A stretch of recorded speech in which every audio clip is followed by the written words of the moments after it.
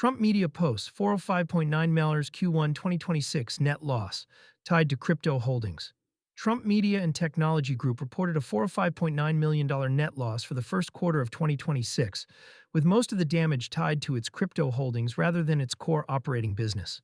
Cointelegraph flagged the figure on May 10, 2026, citing the company's quarterly filing.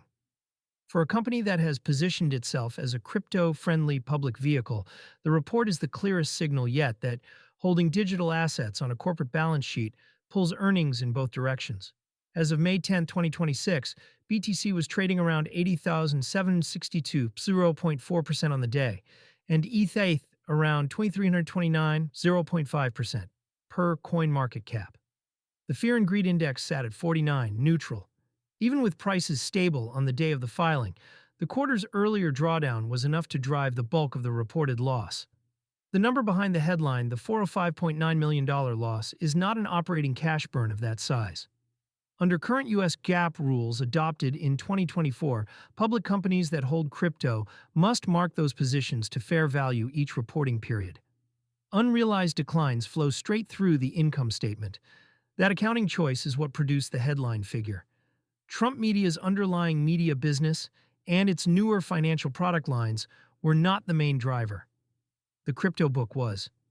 This is the same mechanic that pushed Strategy and a handful of mining-adjacent companies into 9- and 10-figure quarterly losses during prior drawdowns, only to swing back to large gains when prices recovered.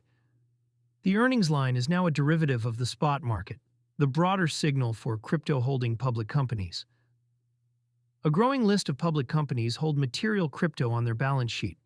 Each of them now reports earnings that are partially a price chart.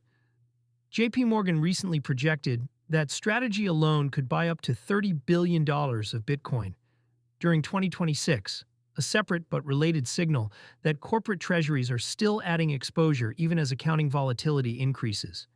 You can read our coverage of that projection in JP Morgan's 30B Strategy Bitcoin forecast. For investors, the practical effect is that quarterly GAAP results from these companies are noisier than the operating story. A $405.9 million loss in a quarter, where the operating business may have been close to flat, is a different signal than a $45.9 million loss caused by collapsing revenue. For regulators, this kind of report keeps pressure on the disclosure regime. Boards that hold crypto are now expected to explain the position size, the cost basis, the custody arrangement, and the hedging policy, if any. Trump Media's filing falls into that category and will likely draw fresh questions on all 4 points. The card and spending angle, most readers will not interact with Trump Media's balance sheet directly. The connection to everyday crypto users sits one layer down.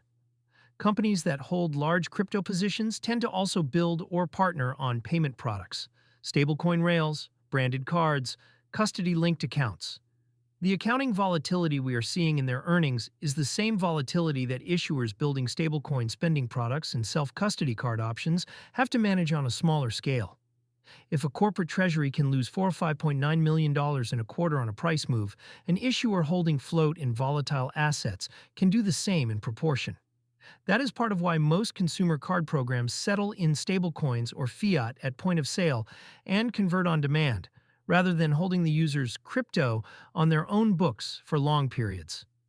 3 follow-ups for the next quarter. 3 follow-ups will determine whether this is a one-quarter blip or a recurring earnings pattern for Trump Media. First, the size of the crypto position disclosed in the filing footnotes. A larger position means larger swings each quarter in both directions. Second, any change in custody or hedging language.